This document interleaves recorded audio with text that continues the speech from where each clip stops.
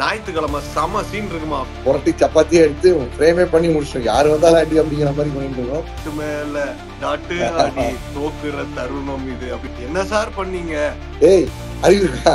என்ன போட்டிருக்க நீ? உங்களுக்கு அறிவுல ஸ்ட்ரீட் கிரிக்கெட் அப்பா அப்படின்ற மாதிரி மனசாட்சி இல்லடா அப்படிங்கிற மாதிரி தெரிஞ்சு. குல்தீப்புக்கு வந்து வருண் சக்கரவர்த்தியை மாத்தலாம் அப்படின்னு சொன்னது. பட் ஆனா இந்த காத்தாடி போட்டு வலிச்சு இழுச்சிடுவான்னு சொல்லுவாங்க.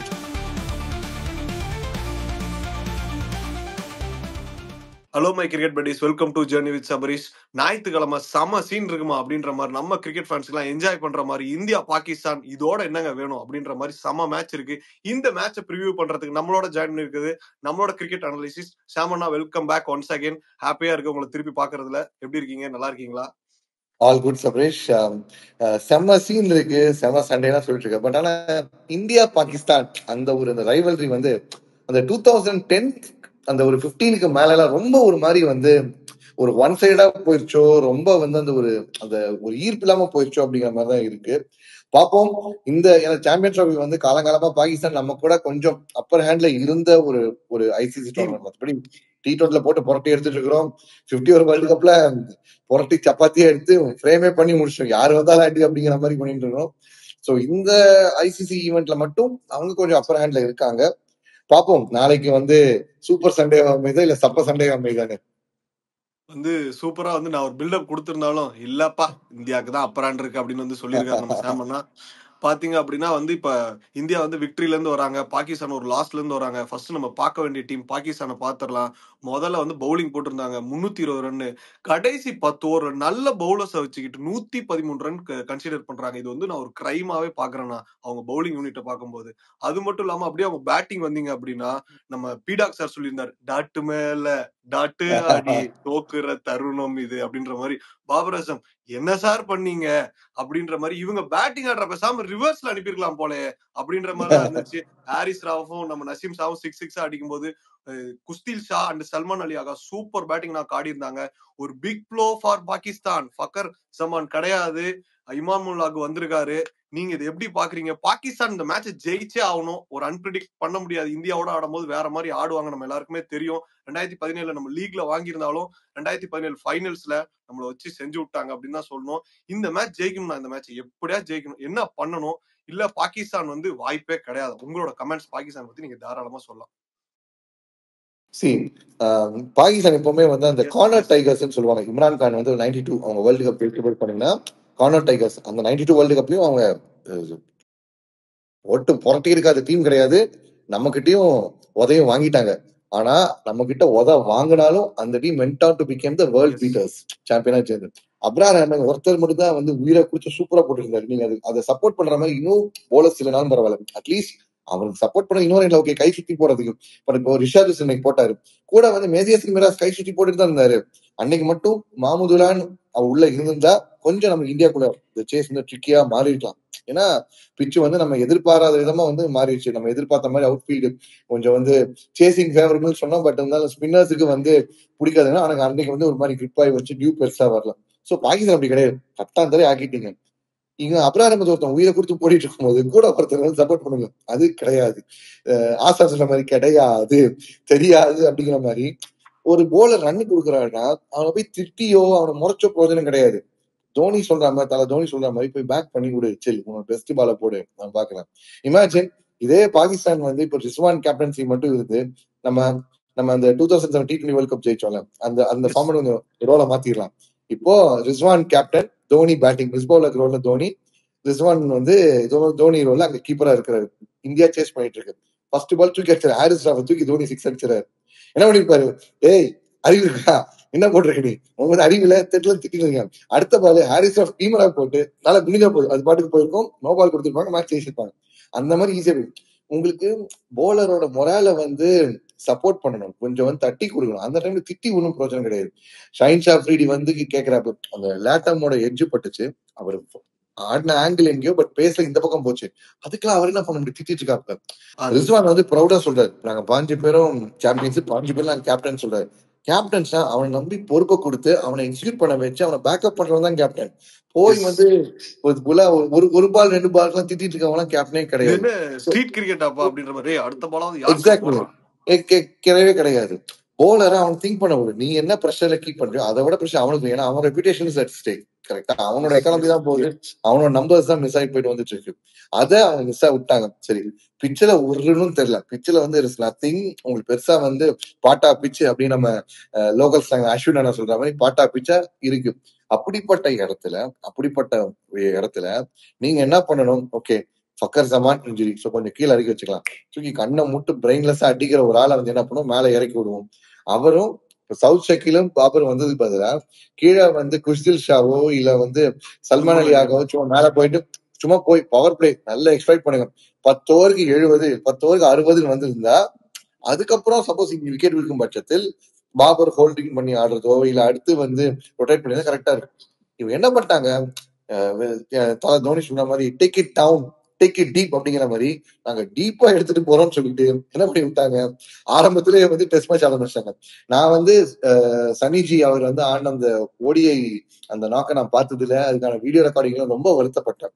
பட் பாபர் அசம் இந்த மாதிரி ஆடிட்டே இருந்தாருன்னா அங்க ஒரு சனிஜிக்கு வந்து இங்க இன்னொரு பாபர் அசாம் இருக்காங்க அப்படிங்கிற மாதிரி இருக்கும். ஆல்ரெடி வந்து கேஎல் ராகுல் அவ்வளவு கிளாசி பிளேயர் எல்லாமே, பட் அந்த அன்பார்ச்சுனேட் அந்த ஃபைனல் நாக்க கிரவுண்ட்ல உட்காந்து பார்த்த அந்த 1,00,000 துரதிஷ்டசாலி நானும் ஒருத்தன். ஓகேவா? அந்த ஒரு 4 அவர் அடிச்சதுக்கே கடுப்பாச்சு எனக்கு. அவர் அடிச்சதுக்கு நான் மன்னிச்சு விட்டுறேன், ஆனா 50க்கு பேட் தூக்கினார் பத்தி எனக்கு வந்து மனசாட்சி இல்லடா அப்படிங்கிற மாதிரி எனக்கு இருந்துச்சு.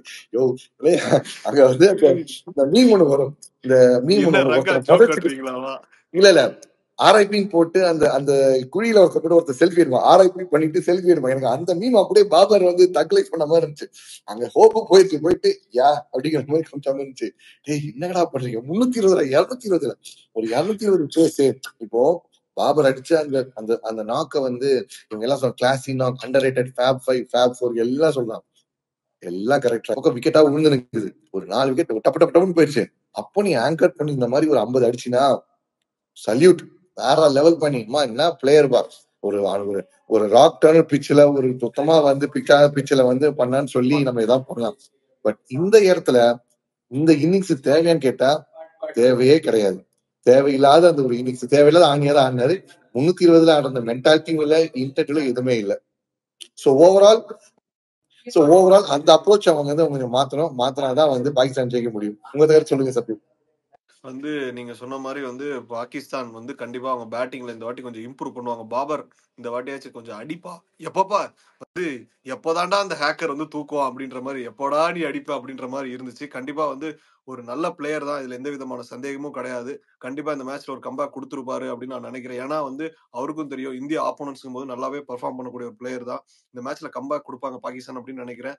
பிளேயிங் லெவன்ல ஏதாச்சும் சேஞ்சஸ் பண்ணணும்னு நீங்க நினைக்கிறீங்களா? கண்டிப்பா இந்த சேம் பிளேயிங் லெவன் கூட கொண்டு போயிடுவீங்களா?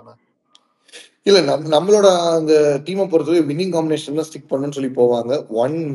One change might coming to play. நான் யார் எதிர்பார்க்கறேன்னா குல்தீப்புக்கு வந்து வருண் சக்கரவர்த்தியை மாத்தலாம் அப்படின்னு சொன்னது. பட் ஆனா இந்த மேட்ச அந்த ரிஸ்க் எடுப்பாங்களா இல்ல நியூசிலாண்டோட ரிஸ்க் எடுப்பாங்களான்னு கேட்டா எனக்கு நியூசிலாண்டோட எடுக்கிறது பெட்டரா தோணுது. ஏன்னா உங்களுக்கு வந்து இதே கிரவுண்ட்ல தான் வந்து வருண் சக்கரவர்த்தி அகேன்ஸ்ட் பாகிஸ்தான் போது அவரோட அந்த மிஸ்ட்ரி பால் எல்லாம் ஈஸியா டீகோட் பண்ணி அடிச்சுட்டு போயிட்டாங்க. சோ விசி இறக்குறது குல்தீப்பை இன்னுமே பிக் பண்ணாம தான் இருக்காங்க. போன வேர்ல்டு கப்லயும் அகமதாபாத்ல குல்தீப் தான் வந்து மேட்ச அப்படி திருப்பி இந்த காத்தாடி போட்டு வலிச்சு இடிச்சிருவாருன்னு சொல்லுவாங்க சென்னை இஸ்லாமே, வலிச்சு எடுத்துட்டு போயிட்டாரு, ஒரு பாட்டுக்கு எடுத்துட்டு போயிட்டாரு. சோ குல்தீப் கண்டிப்பா கொண்டு வருவாங்க. டாப் ஆர்டர் பேட்டிங் லுக்ஸ் வந்து விராட் கோலி தான் அப்படிங்கிற ஒரு அந்த என்ன முன்னாடி சொல்லணும்னா இந்த 90s கிரிக்கெட் வந்து இந்தியன் கிரிக்கெட் வந்து சச்சின் மட்டும் தான் நம்பி இருக்கும். சச்சின் ஃபோக்கஸ் பண்ணிட்டு இருப்பாங்க. அந்த விக்கெட் தூக்கினா மொத்தமா காலிங்கிற மாதிரி இருக்கும். ஸோ என்ன பண்ணுவாரு, அவர் ஒரு எண்ட்ல ஹோல்ட் பண்ணிக்குவாரு, அவரை சுத்தி மத்தவங்க ஆடி போயிட்டு வந்தாங்க. பட் இந்த இந்தியன் டீம் அப்படி கிடையாது. எஸ், பவர் பிளேக்குள்ள ரோஹித் சர்மா தூக்குறீங்க, எந்த எக்ஸ்பென்ஸ்ல தூக்குறீங்க? 6 ரன் ரேட் ரெக்வயர்ட் ரேட், மேட்சோட ரெக்வயர்ட் ரன் ரேட்டே 4 தான்.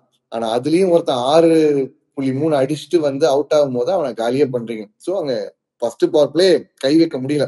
ஓகே, அடுத்து மிடில் ஃபேஸ்ல நீங்க வந்து விராட் கோலி வந்தா விராட் கோலி நாங்க ஸ்பின் ஷோக் போடுவோம், அது போடுவோம் சரி பண்ணீங்க. இருந்தாலும் அந்த இடத்துல பிரின்ஸு சூப்பர் ஆங்கர் பண்ணி கொண்டு போய் கொண்டு. அண்ட் நம்மளோட டெப்த் வந்து இன்னும் கொஞ்சம் நல்லாவே இருக்கு. ஸோ கேஎல் ராகுலோட அந்த டிராப் கேட்ச் வந்து எல்லாம் பெருசா சொல்லிட்டு டிராப் கேட்ச் வந்து அவர் டிராப் கேட்ச் மிஸ் பண்ணும்போது 30 சொச்சம் என்னவோ ரன் தான். ஏன்னா அது 9 ரன் அடிச்சாரு, அதுக்கடுத்து ஒரு 30 சொச்சம் ரன் அடிச்சாரு. வேற கில் அந்த பக்கம் ஆல்ரெடி 80 தாண்டிட்டாரு. எப்படி பார்த்தாலும் அடுத்த அந்த ஒரு 50 ரன்குள்ள இருந்துச்சு. அந்த 50 ரன் அடிக்கிறதுக்கு அடுத்து 2 பேட்டர்ஸ் இருக்காங்க. சோ அந்த பேட்டர்ஸோட நீங்க ஒருத்தர் கூட 50 அடிக்கணும் அவசியம் இல்ல. 20-25 ரன் பார்ட்னர்ஷிப் கூட போதும். ஹர்திக் பாண்டியா இருக்காப்ல, அடுத்து ஜட்டு இருக்காப்ல, 22 ரன்ஸ் பார்ட்னர்ஷிப் போதும். இந்தியாவோட அப்படின்னு சி. சோ இந்த பேட்டிங் டெப்த் வந்து அங்க பாகிஸ்தான் கிட்ட இருக்கான்னு பாத்தீங்கன்னா, அன்பார்ச்சுனேட்லி அந்த ஹிட்டர்ஸ் அந்த கரெக்டா அந்த பேக் பண்ணி வச்சிருக்க மாட்டாங்க. ஒரு ஆங்கர் ஒரு ஹிட்டர் வந்து கிடையவே கிடையாது.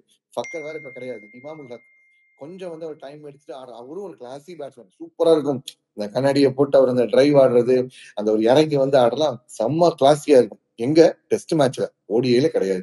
டெஸ்ட் மேட்ச்ல நீங்க ஆடுங்க, நீங்க அந்த பால் வந்து சொன்னல பேட்டை வந்து நாக் பண்றதுக்கு வந்து அந்த சிஏ பேட் பாபர் வந்து முன்னாடி வந்து இது வரைக்கும் கிரேனிகல்ஸ் வச்சிருந்தாரு. சோ கிரேனிகல்ஸ் இங்கிலாந்து பிராண்டு, நாக்கிங்லாம் சொல்லுவாங்க. இது அவங்க own country brand, CA use பண்ணிருக்காரு.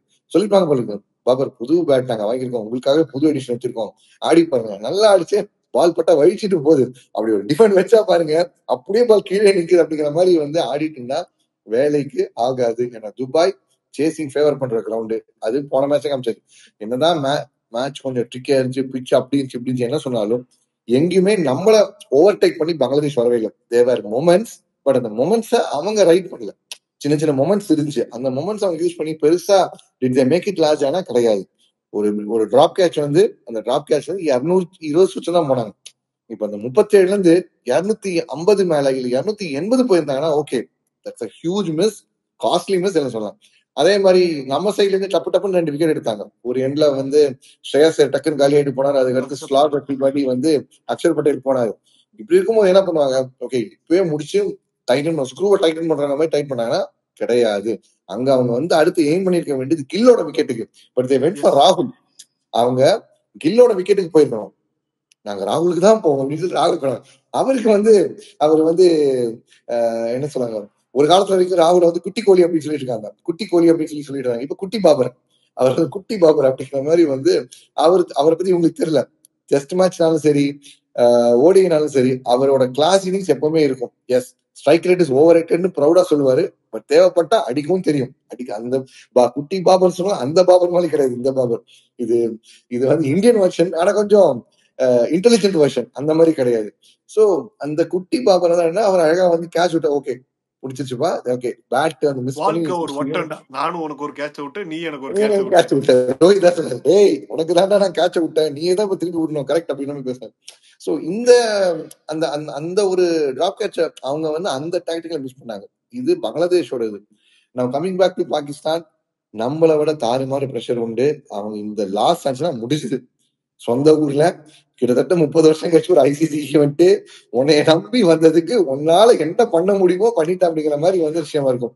அண்ட் பாகிஸ்தான் அவுட் ஆச்சுன்னா அங்க வர அந்த டிக்கெட் சேல்ஸும் காலியாகவும், கிரவுண்டு வந்து கிட்டத்தட்ட வந்து கோவிட் டைம்ல நடந்த மாதிரி காத்து வாங்கிட்டு இருக்கும். இப்போ ட்ரை சீரீஸ்லேயே பாகிஸ்தான் ஆடாத அந்த நியூசிலாந்து சவுத் அரேபியா மேட்ச் ஒரு சில இடத்துல காத்து வாங்குச்சு.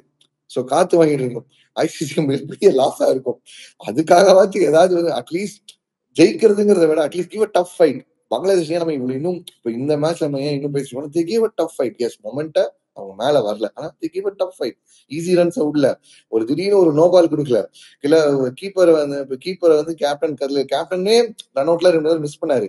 மிஸ் பண்ணாலும் போயிட்டு வந்து கத்திட்டு இல்ல, கடைசி வரைக்கும் ப்ரெஷர் கொடுத்துதான் வச்சு பண்ணாங்க. சோ அந்த ஃபைட் அவங்க கொடுத்தா போதும். It's not about that the size of the dog, it's the spirit and fight of the dog அப்படிங்கிற ஆஷனா ஒரு ரெஃபரன்ஸ்ல சொல்லுவாங்க. அந்த மாதிரி அந்த ஸ்பிரிட் அவங்க கிட்ட இருக்கா, கொண்டு வருவாங்களா, அதுதான் அந்த பிகர் பிக்சர்.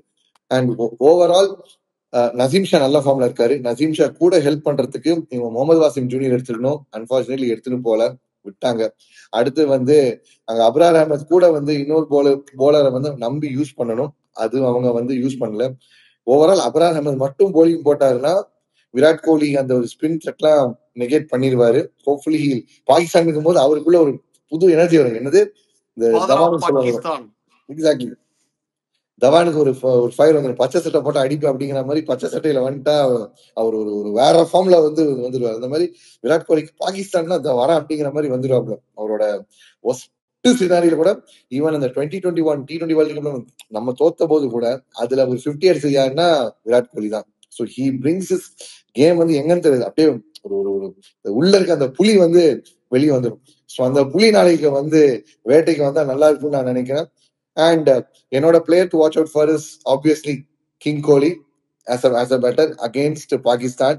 ரொம்ப பேசிட்டு இருக்காங்க. ஏசியா கப்ல பாகிஸ்தான் கூட ஒரு ஒரு பிரீஸியா ஒரு 100 அடிப்பாரு. அவரும் ராகுலும் இந்த ஸ்ரீலங்கால ஒரு பிரீஸி 100 அடிப்பாங்க. ஒரு ஃபஹீம் அஷ்ரஃப் இறங்கி வந்து ஒரு 6 காட்டுவார். இப்போ பால வந்து அடிக்க மாட்டேன், போ போய்க்கோ இந்த பக்கம் போய்க்கோ அப்படின்ற மாதிரி அடிச்சுட்டு போவார். So I am backing Virat Kohli to shine இந்த சைடு. அண்ட் இந்த பக்கம் hopefully Babar Azam plays intelligent innings, intent innings, not like a class innings. Intelligent and intent innings Babar கிட்ட இருந்து எதிர்பார்க்கலாம். இந்த ரெண்டு பெரும் துருவம் வந்து என்ன பண்ணுதுன்னு நான் பாக்குறேன். அப்படியே நான் பவுலர்ஸ் வந்து நம்ம பாத்தீங்கன்னா ஃபர்ஸ்ட் மேட்ச் இந்தியா வந்து பங்களாதேஷ் எதிர்கொண்டாங்க, செம்ம பிளே கொடுத்திருந்தாங்க. ஓப்பனிங் நமக்கு தெரியும் பங்களாதேஷ்ல வந்து டாப் ஆர்டர்ல ஒரு லூப் ஹோல்ஸ் இருக்கு அப்படின்னு சொல்லிட்டு மிடில் ஆர்டர்ல அவங்களோட ப்ராமிசிங் யங்ஸ்டர்ஸ் ஹிர்டாயும் அண்டு ஜாக்கர் அலி 2 பேரும் செம்ம இன்னிங்ஸ் எடுத்துட்டு போயிருந்தாங்க. நல்லபடியா வந்து மேட்சஸ் ஒரு டீசென்டான அவங்களால ஒரு டார்கெட்டை செட் பண்ண முடிஞ்சு. அதுக்கு வழிவகுத்தது யாரு அப்படின்னு பாத்தீங்கன்னா நம்ம ரோஹித் சர்மா அண்டு ஹர்திக் பாண்டியா அந்த வழி கொடுத்தாங்க. KL ராகுல் ஆல்சோ வந்து வழி வகுத்தாங்க. இருந்தாலும் நம்ம திருப்பி பேட்டிங் ரோஹித் சர்மா பேட்டிங் பார்க்கும்போது 30 ஓவர்ல முடிக்கிறீங்களா 20 ஓவர்ல முடிக்கிறீங்களா அப்படின்ற மாதிரி இருந்துச்சு. செம்ம நாக் ஆடி இருந்தார். 2023 ODI வேர்ல்டு கப் எங்க விட்டுருந்தாரோ அதே மாதிரி ஆடி இருந்தாங்க. அதுக்கப்புறம் பாத்தீங்க அப்படின்னா பவுலிங்ல அப்படியே பார்க்கும்போது நம்ம முகமது ஷமி, நேற்று பீடாக் சார் ஒரு விஷயம் சொல்லியிருந்தாரு, ICC ஈவெண்ட்ஸ் அப்படின்னாலே எப்படி நம்ம விராட் கோலி ரோஹித் சர்மா அப்படின்னு சொல்றோமோ அதே மாதிரி ஷமி எழுதி கொடுத்தா போதும், மனுஷன் வேற மாதிரி ஒரு ஸ்பெல்லு. இன்ஜுரிக்கு அப்புறம் வந்துட்டு செம்ம கம்பேக் கொடுத்திருந்தாரு. அதே மாதிரி நம்ம கில்லியும் பார்க்கணும்னா வைஸ் கேப்டன் பொறுப்பை கொடுத்தோன்னே நம்பர் 1 ODI பிளேயர் யாரு அப்படின்றது வந்து கரெக்டா கொடுத்துருக்காங்கப்பா அப்படின்ற மாதிரி ஒரு செம்ம நாக்கு. அது மட்டும் இல்லாம கில்லு ஒரு கில்லு இன்னிங்ஸ் ஆடினார் அப்படின்னு தான் சொல்லுவேன். இவங்க 2 பேரை பத்தி நீங்க எப்படி நினைக்கிறீங்க? இந்த மேட்ச் இவங்க 2 பேரும் எப்படி கொண்டு போவாங்க? என்னோட player for watch out Gill திருப்பி இந்த மேட்சும் கன்சிஸ்டன்டா ஆட போறாரு.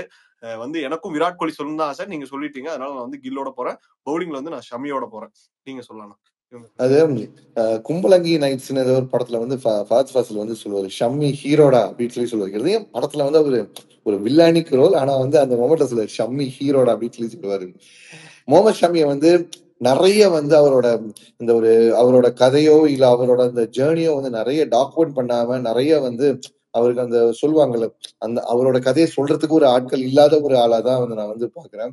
ஏன்னா வந்து தன்னோட சொந்த பொண்ணு வந்து ஹாஸ்பிட்டல் அட்மிட் ஆயிருந்த போது கூட வந்து அதுக்கு அந்த டைம்ல கூட வந்து இங்க வந்து இந்தியாக்காக மேட்ச் ஆடி கொல்கட்டால விக்கெட் எடுத்துட்டு இருந்தாரு. அந்த ஹர்ஷப் பக்லன் சொல்வாரு, இங்க இருக்கிறாரு பட் அங்க ஒரு 10 கிலோமீட்டர் 15 கிலோமீட்டர் எல்லாம் அவங்க டாக்டர் வந்து ட்ரீட்மெண்ட் இருக்காங்கன்னு சொல்லுவாரு.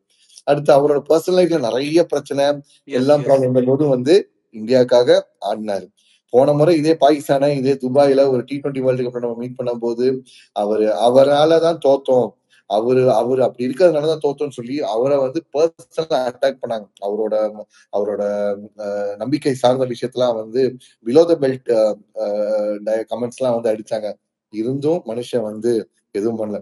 போன வேர்ல்டு கப்லயும் இன்ஜுரியோடவே தான் போட்டாப்ல, இன்ஜுரியோட தான் ஆடினாப்ல, இன்ஜுரியோடவே ஆடி கடைசி மேட்ச் வரைக்கும் உயிரை கொடுத்து போட்டாப்ல. Yes, Bumrah is a dragon. Bumrah வந்து ஒரு டிராகன். அந்த 3 டிராகன்ஸ்ல ஒரு டிராகன் பும்ரா எழுதி வச்சுக்கலாம். நடுவுல ஒரு டிராகன் வந்து எப்பவுமே வந்து ஷமி டிராகன். இப்போ மட்டும் இல்ல, 2015 வேர்ல்டு கப் அங்க போய் டவுன் அண்டர்ல அடிச்சாலும் டவுன் அண்டர்ல போட்டாலும் சரி, அவர் என்ன சொன்னாங்க, டவுன் அண்டர் கண்டிஷன் இதுல விக்கெட் இருக்கிறது பெரிய விஷயம் கிடையாது. சரி ஓகே, அடுத்து இங்கிலாந்து 2019. இங்கிலாந்து உனக்கு என்ன போலருக்கு கண்டிஷன் பா, அங்கேயும் உண்டு. சரி இந்தியாலாம் வாய்ப்பே இல்லை. அதுவும் வேர்ல்டு கப். இந்த வேர்ல்டு கப்ல எல்லாம் பாட்டா பிச்சை பிடிப்பாங்க. பாட்டா பிச்சுல ஷாமி என்ன பண்ணுவாரு, ஆனா இந்தியாலையும் போட்டு வச்சிருந்தாரு. கிட்டத்தட்ட வந்து அந்த செமிஃபைனல் வந்து வேங்கடையில வந்து வெளுத்து கட்டுவாங்க. நியூசிலாந்து வந்து நம்மள வெளுத்து கட்டுவாங்க, நம்மளும் போட்டு வெளுத்து கட்டுவோம், வெளுத்துறாங்க. ஆனா அந்த வெளுத்து கட்டல மேட்ச் ஒரே ஒருத்தர் 6 எடுத்திருப்பாரு. 5 வரைக்கும் 6 எடுத்திருப்பாரு. யாருன்னா முகமது ஷமி. அவர் ஒரு ஒரு ஒரு ஒரு ஒரு கமெண்ட் சொல்லியிருந்தாரு, என்னால ஆட முடியற அளவுக்கு வரைக்கும் நான் நாட்டுக்காக ஆடுவேன், எப்போ முடியலன்னு வருதோ அப்பதான் நான் வந்து போவேன் அப்படின்னு சொல்ல. இந்த இஷ்யூ இன்ஜுரிஸ் பத்தி பேசுறது இல்ல, இஷ்யூஸ் பத்தி வாய் விட்டது இல்ல எனக்கு இதனால போக்கஸ் பண்ண முடியல, பீஸ் இல்ல, எனக்கு வந்து மென்டல் ஒர்க் வந்து எந்த வார்த்தையும் இல்ல. வராரு, பால் எடுக்கிறாரு, ஸ்விங் பண்ணாரு. திருப்பி இந்தியால ஆனபோது டவுட் இருந்துச்சு, ரன் கொடுக்குறாருப்பா, போறாருப்பா, வராருப்பா. அங்க அடிச்சாலும் ஃபர்ஸ்ட் ஒரு 4 எல்லாம் விட்டாலும் திருப்பி கம்பேக்ல வந்து பண்ணிடுறாரு. சோ நம்ம இன்னுமே வந்து ஷமியை கொண்டாடணும். National hero, is national Shami hero தான். அந்த நேஷனல் ஹீரோவை இன்னும் நம்ம வந்து பண்ணணும் போகணும். அண்ட் எனக்கு வந்து அவரோட ஒரு ரிடம்ஷனை நான் பார்க்க, எந்த துபாயில அவரை நீங்க வந்து பேசுறீங்களோ அதே துபாயில நாங்க வரோம்டா, திருப்பி நான் பண்றேன்னு சொல்லி பண்ணுவாரு. ஹோப்ஃபுல்லி அது அது அவரோட லைனிங்ல இருக்கும், மிஸ்ஸே ஆகாது.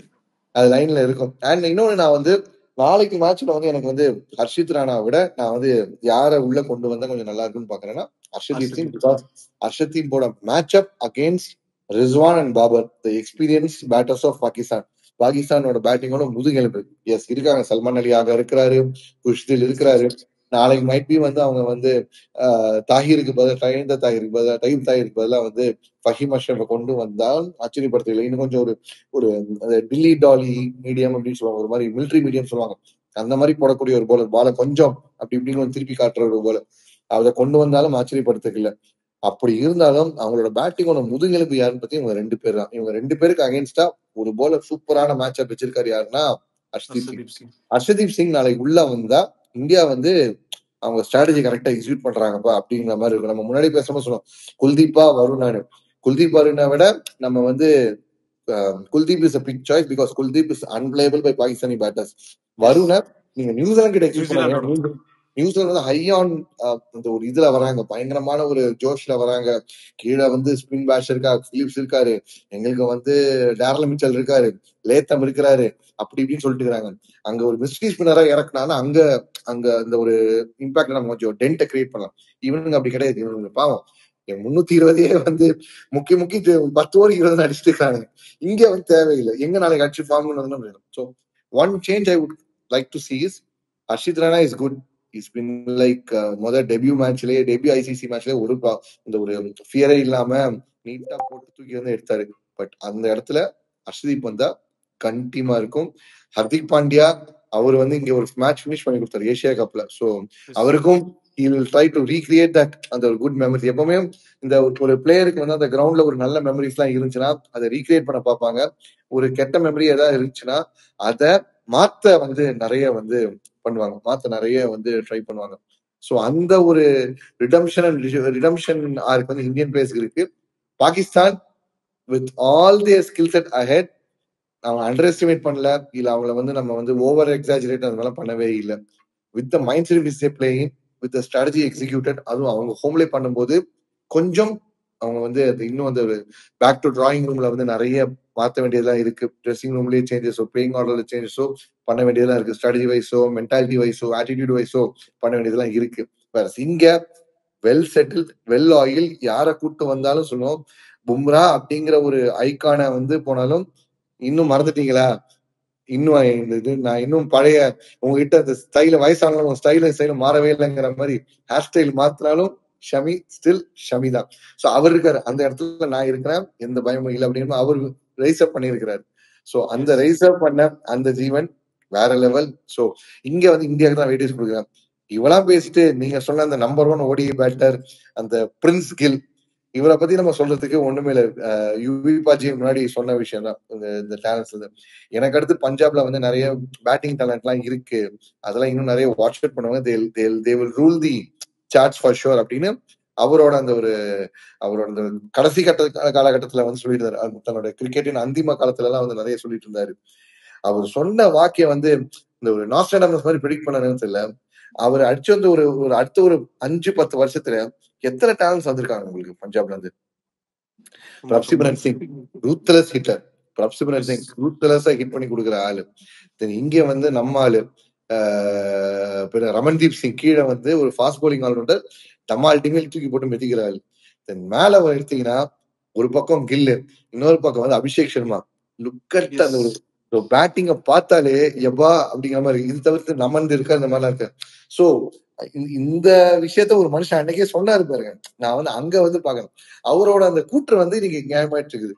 அண்ட் கில் இவ்வளவு சின்ன வயசுல வந்து ஒருத்தர் ஒரு வைஸ் கேப்டன் ஆறுது அப்படின்னு பார்த்தா எனக்கு தெரிஞ்சு அவரை வந்து அதிகமா வந்து கலாய்ச்சிட்டே இருப்பாங்க. இல்லப்பா இவர் அவருக்கு மாமனாரு மருமக அப்படிங்கிற மாதிரி எல்லாம் சொல்லிட்டு இருப்பாங்க. அவர் தான் வந்து இதுக்கு முன்னாடி ரொம்ப ஒரு ஐசிசி ஈவெண்ட்ல ஒரு யங் ஏஜ்ல வந்து வைஸ் கேப்டனா லீட் பண்ணிருக்காரு. அவரை பார்த்திருக்கிறேன், அவர் லீட் பண்ணதையும் பார்த்திருக்கேன், வைஸ் கேப்டனா இருந்ததையும் பார்த்திருக்கேன். அவர் தனியா அவரோட இன்னிங்ஸ் மட்டுமே அந்த இந்தியாவை தூக்கிட்டு போனதெல்லாம் நான் வந்து பார்த்திருக்கேன். ஸோ வரலாறு திரும்புதானா தெரியல. நான் யார சொன்னேன் எது சொன்னேன் கமெண்ட்ஸ்ல மக்கள் சொல்லட்டும். நம்மள வந்து இன்ஸ்டால ஃபாலோ பண்றவங்களுக்கு தெரியும் நான் யார சொல்றேன், யார பார்த்திருக்கேன் அப்படிங்கிற விஷயத்த. சோ அவர் வந்து அது உண்மையா பொய்யா இல்ல வந்து ஒரு ஒரு கம்பேரிசன் சொல்றாங்களா இல்லன்னு தெரியல. நம்ம எப்பவுமே நம்ம இந்தியன் மென்டாலிட்டி எப்படின்னா, நம்ம ஒரு 6 சப்ஜெக்ட் இருக்கும்போது 6 சப்ஜெக்ட்ல 5 சப்ஜெக்ட்ல 100க்கு 100 எடுத்தாலும் இன்னொரு சப்ஜெக்ட்ல வந்து நம்ம 98 எடுத்தாலும் அதை எவ்வளோ 100 வாங்கிருப்போம். அதை பார்த்து பாத்தியா அந்த பையன் வாங்கியிருக்கான் அப்படின்னு சொல்லுவாங்க. அண்ட் நம்ம என்ன ஸ்கில்னாலும் எப்பவுமே அவன் பார் அப்படி கம்பேரிசன் இருக்கும். அது கிரிக்கெட்லயும் இருக்கு. சோ ஒரு காலம் வரைக்கும் டெண்டுல்கர் கோலி அப்படின்னு சொல்லிட்டு இருந்தாங்க. அதுக்கப்புறம் கோலி கில்லு அப்படிங்கிற மாதிரி நிலைமை வந்துடும். இன்னும் சொல்ல போனா கில்லா டெண்டுல்கர் அப்படிங்கிற மாதிரி ஒரு டிபேட் கூட வரலாம். We are been lucky to see அந்த ஒரு பேட்ஸ்மேன்ஷிப்புக்கு உலகத்துக்கே வந்து அந்த ஒரு ஒரு லீட் எடுத்துட்டு போன எல்லாரையும் நம்ம வந்து பார்த்திருக்கிறோம். அந்த அது ப்ரொடியூஸ் பண்ற ஒரு இடமா இருக்கும். எப்படி பாகிஸ்தான் வந்து பேஸ் பவுலர்ஸ் ஃபேக்டரினா, இந்தியா எலிகன்ட் பேட்டர்ஸோட வந்து ஒரு ஒரு ஒரு ஃபேக்டரியா இருந்திருக்கு. அண்ட் அந்த அந்த அந்த பேட்டர்ஸ் கவாஸ்கர், வெங்சார்கர், டெண்டுல்கர், தென் இப்போ தென் விராட் கோலி, ரோஹித் சர்மா, இப்போ கில் கூட வந்து அபிஷேக் சர்மா, இன்னும் நிறைய பேர் வந்து ஃபாலோ பண்ணி இந்த பக்கம் வருவாங்க. அதே மாதிரி நம்ம இந்த பேட்டிங் கீப்பர்ஸ்லயும் வந்து இப்ப கிட்டத்தட்ட வந்து நம்ம ஆட்கள் வந்து கொஞ்சம் வந்து உள்ள வந்துட்டு இருக்காங்கன்னு தோணுது. தோனிக்கு அடுத்து இப்ப வந்து அந்த ஒரு பேட்டிங் கீப்பர்ஸ், அட்டாக்கிங் கீப்பர்ஸ் வந்துட்டு இருக்காங்கன்னு தோணுது. ஏன்னா அந்த அந்த லீஜன்லயே அடுத்து ரிஷப் பண்ட் வந்துட்டு இருக்காரு. சோ பாப்போம். இன்னும் நம்ம வந்து இதே ஒரு எலிகன்ட் பேட்டர்ஸ் கீப்பர்ஸ் வந்துட்டு இருக்க மாதிரி ஒரு கீழே வந்து போலர்ஸ்லயும் வந்து எப்படி கபில் தேவ், ஜவஹர் ஸ்ரீநாத், சயிர் கான், அதுக்கு அடுத்து வந்து ஷமி, பும்ரா அப்படிங்கிற மாதிரி திருப்பி அதே மாதிரி ஒரு ஒரு லீஜன் வரும்னு நான் பாக்குறேன். இதுதான் நான் வந்து ஒரு மேனிஃபெஸ்டேஷனா நான் வைக்கிறேன். ஓகேண்ணா, சூப்பராலா இந்தியன் டீம் பாகிஸ்தான் டீம் 2 டீமை பத்தி நிறைய விஷயங்கள் சொல்லியிருக்கீங்க. ஓகே, நீங்க வந்து பிளேயிங் லெவல்ல ஒரே ஒரு சேஞ்ச் சொல்லியிருக்கீங்க, ஹர்ஷித் ராணாக்கு பதிலா ஹர்ஷதீப் வந்தா நல்லா இருக்கும் அப்படின்னு சொல்லிட்டு. ஓவராலா நம்ம டீம்ஸோட ப்ரெடிக்ஷன்ஸ் எல்லாமே வந்து சொல்லியாச்சு. Okay, final thoughts, winning prediction பாகிஸ்தானுக்கு வாய்ப்பு இருக்கா இல்லையா? நீங்க வந்து உங்களோட உண்மையான பிராங்கா சொல்லலாம். மாட்டி விட்டானு இல்ல, நான் வந்து நீயா நானால வந்து நான் வந்து பேசும்போது பல பேர் வந்து என்ன கலாய்க்க ஆரம்பிச்சாங்க. நீயா நான் போன world cup 50 over world cup prediction பண்ண போது நானே தான் சொன்னது, பாபரசம் ஆனது பார்க்க ஆசையா இருக்கும். ஏன்னா நிறைய வந்து ஃபேப் சொல்லிருக்கும். அதே மாதிரி செமிஃபைனல்ஸ் உள்ள வரதுக்கு இந்த டீம் வந்து கொஞ்சம் டிஃப்ரெண்டாக சொல்லும்போது பாகிஸ்தான் சொன்னா இப்போ சீகா சார் வந்து சொன்ன பச்சை நிறமே, ஓ நீ பச்சை நிறமா அப்படின்னு சொல்லுவாரு. அதாவது என்ன ஆரம்பிச்சிட்டாங்க, எப்ப என்னை வந்து என்னோட அந்த க்ளோஸ் சர்க்கிள் ஃப்ரெண்ட்ஸ் தில் தில் பாகிஸ்தான் அப்படின்னு சொல்லி என்ன கலாய்ச்சிட்டு இருப்பாங்க. பட் அப்படி ஏதாச்சும் நான் வந்து சொன்னா முடிஞ்சது. சோசியல் மீடியால வந்து என்னடா டிஃப்ரெண்டா இருக்கே, என்ன பார்த்தா அப்படிங்கிற மாதிரி வந்து கேட்க ஆரம்பிச்சிருவாங்க. But going by the recent form, going by the strategy, going by the skill sets and going by the quality of players this both sides have, I feel Pakistan is still lacking.